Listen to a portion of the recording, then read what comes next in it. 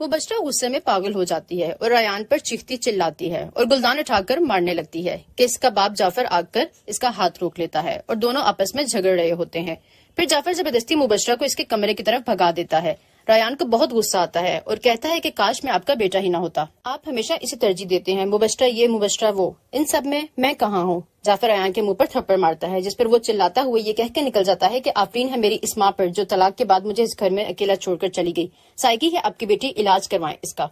फिर अगले सीन में जैद और आयरा को दिखाया जाता है। आयरा जैद को बताती है कि मेरी जॉब हो गई है, जिस पर जैद कहता है कि तुम मुझे अब बता रही हो और मुझे तुम्हारी आदत बहुत पसंद है जब तुम अपनी छोटी से छोटी बात मुझसे शेयर करती हो। जिस पर आयरा मुस्कुरा देती है और कहती है कि हाँ मैं हमेशा ऐसी ही रहूंगी। फिर अगले सीन में आयरा घर में दाखिल होती है तो भाभी पूछती है कि तुम आज सारा दिन कहाँ रही हो। जिस पर आयरा बताती है कि मेरी जॉब हो गई है और मैंने भाई को बताया था। आमिर जल्दी से आयरा की हाँ में हाँ मिला देता है कि हाँ मुझे इसने बताया था कि इसकी जॉब हो गई है। फिर भाभी गुस्सा होती है कि मुझे बताना भी मुनासिब नहीं समझा, मैं भी इस घर की फर्द हूँ।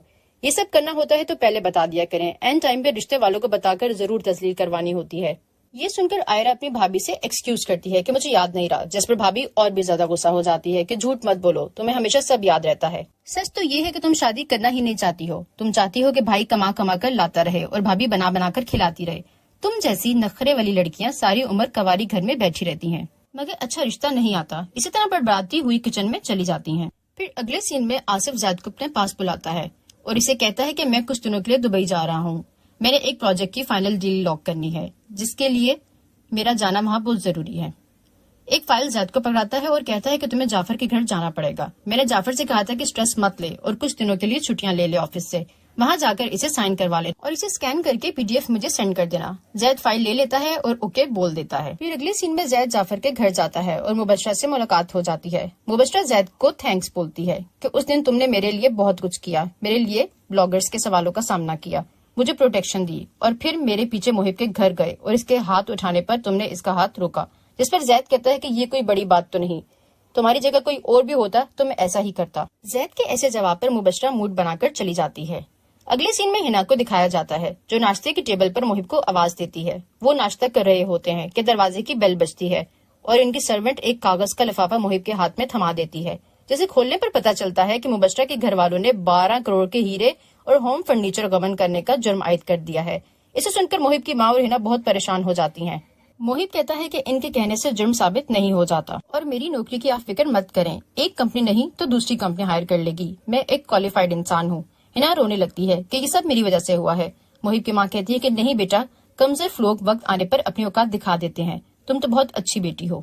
ड्रामे के अगले सीन में मुबशरा की दोस्त मुबशरा से मिलने आती है। इसकी दोस्त मुबशरा के साथ दुख बांटती है कि मुझे यकीन नहीं हो रहा ये तुम्हारे साथ क्या हो गया। मुबशरा कहती है कि मुहिब ने मुझसे शादी मेरा नाम और स्टेटस कैश करने के लिए की थी, जिससे इसने काफी फायदा उठाया और वक्त आने पर इसने अपनी औकात दिखा दी। दोस्त कहती है कि हिना मुझे पहले दिन से बहुत बुरी लगती थी। मुबशरा कहती है कि मुहिब का फैसला ठीक था, इसने अपनी औकात के बराबर ही एक लड़की के साथ शादी की, वो यही डिजर्व करता था। फिर अपने नौकरों से कहती है कि मुहिब के सामान के डिब्बे यहाँ रख दें और अपने दोस्त से कहती है कि इसकी सारी चीजों को आग लगा देना और इसकी वीडियो बनाकर सोशल मीडिया पर डाल देना, क्योंकि मुबशरा या तो ब्लैक है या तो व्हाइट और मुहिब के मामले में बिल्कुल ब्लैक है।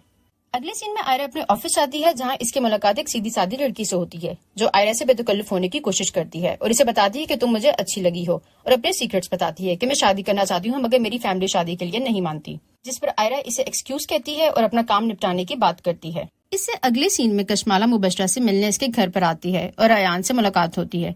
रायान से इसका हाल पूछती है तो रायान रूडली कहता है कि 3 दिन से मेरी मुबशरा से बात नहीं हुई, मुझे क्या पता कैसी है वो। कशमाला कहती है कि तुम बहुत सेल्फिश हो, सिर्फ अपने बारे में सोचते हो। तो कहता है कि हाँ, मैं खुद के अलावा तुम्हारे बारे में भी सोचता हूँ, आज फ्री हो तो मुझसे मिलो और हम लोग ड्राइव पर चलते हैं। जिस पर कशमाला मुस्कुराकर हाँ बोल देती है। दूसरी तरफ जैद अपनी एक साइट विजिट करने आता है और वहीं आयरा की कॉल आ जाती है जो इसे बताती है कि मैं आज बहुत बिजी थी। जैद इसे कहता है कि मैं भी मसरूफ था, जिस पर वो कहती है कि हमारा फर्क है क्योंकि मैं एक एम्प्लॉय हूँ और तुम बॉस हो, और कहती है मुझे बहुत भूख लगी है। जैद कहता है मैं तुम्हें लेने आ रहा हूँ, किसी अच्छी सी जगह पर चलकर लंच करते हैं। अगले सीन में जैद और आयरा गाड़ी में बैठकर बात करते हैं। जैद कहता है कि मुझे बहुत अच्छा लगता है, तुम हर छोटी से छोटी बात मुझसे शेयर करती हो। फिर खाने का पूछता है तो एक फूड चाट के ढाबे पर आयरा से ले जाती है। चाट का एक चम्मच वो अपने हाथों से जैद को खिलाती है। जैद मुस्कुराता है और फौरन वहाँ से निकल जाता है। फिर किसी और होटल में बैठे होते हैं और जैद खाने को टेस्ट करने का कहता है اور آئرہ بری سی شکل بنا کر تھوڑا سا کھاتی ہے تو زید کہتا ہے کہ اتنی بری شکلیں کیوں بنا رہی ہو؟ آئرہ کہتی ہے کہ ایک بات تو طے ہے کہ شادی سے پہلے تم میرے جیسے بن جاؤ یا میں تمہارے جیسی، لیکن تمہیں کمپرومائز کرنا پڑے گا کیونکہ تمہیں میرے جیسا ہی بننا پڑے گا، جس پر وہ مسکراتا ہے اور کہتا ہے دیکھتے ہیں۔ دوسری طرف ریان کشمالہ کو سی آف کرنے اس کے گھر پر آتا ہے اور کہتا ہے کہ کشمالہ میں جانتا ہوں آج تم مجھ سے ملنے آئی تھی، مبشرہ سے نہیں۔ کشمالہ مسکراتی ہے اور کہتی ہے تمہیں کیسے پتا؟ تو ریان کہتا ہے کہ میں لڑکیوں کی سائیکی بہت اچھے سے جانتا ہوں۔ وہ مسکرا دیتی ہے اور گڈ بائی بول کر چلی جاتی ہے۔ اندر جا کر زید سے ملتی ہے اور اس کو کہتی ہے کہ ریان بتا رہا تھا کہ تم مبشرہ سے ملنے گئے تھے، جس پر زید کہتا ہے کہ میں آفس کے سلسلے میں انکل جعفر سے ملنے گیا تھا، ان کے سائن چاہیے تھے۔ ویسے ریان کو چاہیے کہ اپنا آفس جوائن کرے، گھر میں رہ کر عورتوں جیسا بن گیا ہے۔ کشمالہ کہتی ہے کہ تمہیں اس سے نفرت کیوں ہے؟ زید کہتا ہے تو کیا تمہیں وہ پسند ہے؟ کشمالہ کہتی ہے نہیں، میں نے ایسا تو نہیں کہا۔ تو کہتا ہے کہ اگر پسند آ گیا تو بتا دینا۔ پھر کشمالہ کہتی ہے کہ بھائی تم بہت بورنگ ہو، میں تمہاری جگہ ہوتی تو ایک ٹائم میں 3-4 گرل فرینڈس رکھتی، تمہاری ایک بھی نہیں ہے، جس پر زید مسکرا دیتا ہے۔ تو کشمالہ کہتی ہے کہ تمہاری کوئی نہ کوئی تو گرل فرینڈ ہے جسے تم رات بھر فون پر ہنس ہنس کر بات کرتے ہو۔ زید کہتا ہے تم کیا سمجھتی ہو کہ وہ کوئی لڑکی ہے؟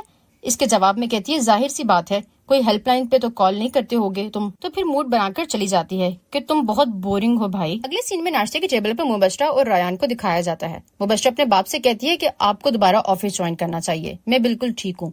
کام والی ناشتے میں محب کی پسند کا فوڈ لے کر آتی ہے، جس پر مبشرہ غصہ کرتی ہے کہ فوراً اسے لے کر جاؤ، یہ میری چوائس نہیں ہے، یہ اس کی چوائس ہے۔ جعفر کہتا ہے یہ سب کیا ہے، تم بات نہیں کر رہے آپس میں۔ تو ریان کہتا ہے کہ ڈیڈ میں نے تو اسے گڈ مارننگ کہا تھا، اس نے جواب نہیں دیا۔ تو مبشرہ کہتی ہے کیونکہ میں تمہاری پریزنس محسوس ہی نہیں کرنا چاہتی، اس لیے تمہارا جواب نہیں دیا، جس پر ریان کو غصہ آتا ہے، بات کرنے لگتا ہے اور بات کو ٹوکتے ہوئے کہتی ہے کہ اب کہہ دو کہ یہ سب اس لیے ہے کیونکہ تمہیں طلاق ہوئی ہے۔ پھر رومال ریان کے منہ پر پھینک کر یہ کہہ کر چلی جاتی ہے کہ بلیک کافی میرے کمرے میں بھجوا دو، جس پر ڈیڈ ناراض ہوتے ہیں کہ تم طنز کرنا کب چھوڑو گے، میں اسے نارمل زندگی میں واپس لانا چاہتا ہوں اور تم ایسی باتیں کر کر کے سب بگاڑ دیتے ہو۔ ریان کہتا ہے میں اس کی تھراپی کر رہا ہوں سائنس کے لحاظ سے، آپ جس درد سے گزر رہے ہو اسے اور بھی زیادہ درد دینا چاہیے تاکہ وہ پرانے درد کو بھول جائے۔ جعفر یہاں پر غصہ کرتا ہے اور کہتا ہے کہ تم یہ اسٹوپڈ حرکتیں کیوں نہیں بند کرتے؟ ریان کہتا ہے یہ ورک کریں گی، آپ دیکھنا۔ اگلے سین میں زید آئرہ کو ڈراپ کرنے آفس آتا ہے اور وہی لڑکی اسے دیکھ لیتی ہے۔ وہ آئرہ سے اپنی شادی کی بات کرتی ہے کہ تم میرے بھائی سے میری شادی کروا دو۔ اس پر آئرہ مسکراتی ہے اور اسے بتاتی ہے کہ میرا بھائی میرڈ ہے۔ پھر پوچھتی ہے کہ تم نے کسے دیکھا؟ تو وہ بتاتی ہے کہ جو تمہیں گاڑی میں چھوڑنے آیا تھا۔ آئرہ ہنستی ہے کہ وہ میرا بھائی نہیں، جس پر وہ آئرہ کو تنگ کرتی ہے کہ پھر وہ کون ہے، بہت ہینڈسم تھا۔ آئرہ مسکرا کر ٹال دیتی ہے۔ اگلے سین میں مبشرہ کو دکھایا جاتا ہے جو محب کے گھر آتی ہے اور ہنا دروازہ کھولتی ہے۔ مبشرہ کو دیکھ کر وہ ڈر جاتی ہے۔ مبشرہ اسے دھمکاتی ہے اور اس کا گلا دباتی ہے۔ مبشرہ اندر آتی ہے اور محب کی ماں اس سے ملتی ہے اور اسے کہتی ہے کہ آپ کی کافی اچھی صحت ہو گئی ہے، ورنہ تو بیماری آپ کی جان نہیں چھوڑتی تھی۔ اتنے میں محب باہر آ جاتا ہے اور کہتا ہے کیونکہ ان کا خیال رکھنے کے لیے ان کا بیٹا ان کے پاس ہے۔ مبشرہ غصے میں آ کر کہتی ہے کہ میں نے عدت بڑی مشکل سے گزاری اور سب سے پہلے میں تمہارے گھر پر آئی ہوں یہ بتانے کے لیے کہ تم دیکھنا میں تمہارے ساتھ کیا کرتی ہوں۔ محب کہتا ہے کہ ابھی بھی تم اپنی میں کے خول میں ہو، مگر ہم دونوں ہم ہیں، میں نہیں، تم ایک خود غرض لڑکی ہو اور ہمیشہ تنہا ہی رہو گی۔ ہنا بہت اچھی لڑکی ہے اور بہت ہی عزت کرنے والی ہے، اس کے پاس وہ سب ہے جو ایک عورت کے حسن کو بڑھا دیتا ہے، مگر تمہارے پاس ایسا کچھ بھی نہیں ہے۔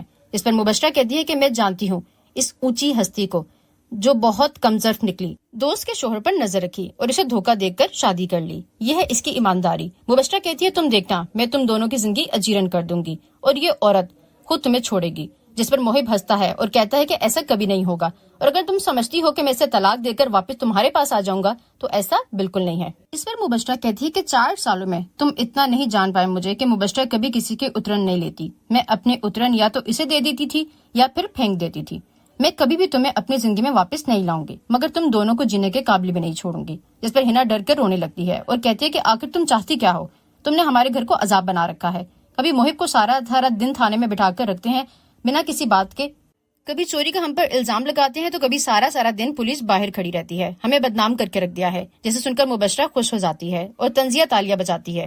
مبشرہ کہتی ہے کہ مجھے تو لگا تھا کہ میرا وکیل کسی کام کا نہیں اور میرا باپ جھوٹی تسلی دیتا ہے، مگر یہ جان کر خوشی ہوئی کہ وہ تم لوگوں کی صحیح عقل ٹھکانے لگا رہے ہیں اور باقی کا کام میں خود کروں گی، تم لوگ دیکھنا، یہ بول کر وہ وہاں سے نکل جاتی ہے اور وہیں ایپیسوڈ ختم ہو جاتی ہے۔ اگلی ایپیسوڈ کے لیے اسٹے ٹیونڈ ود اس۔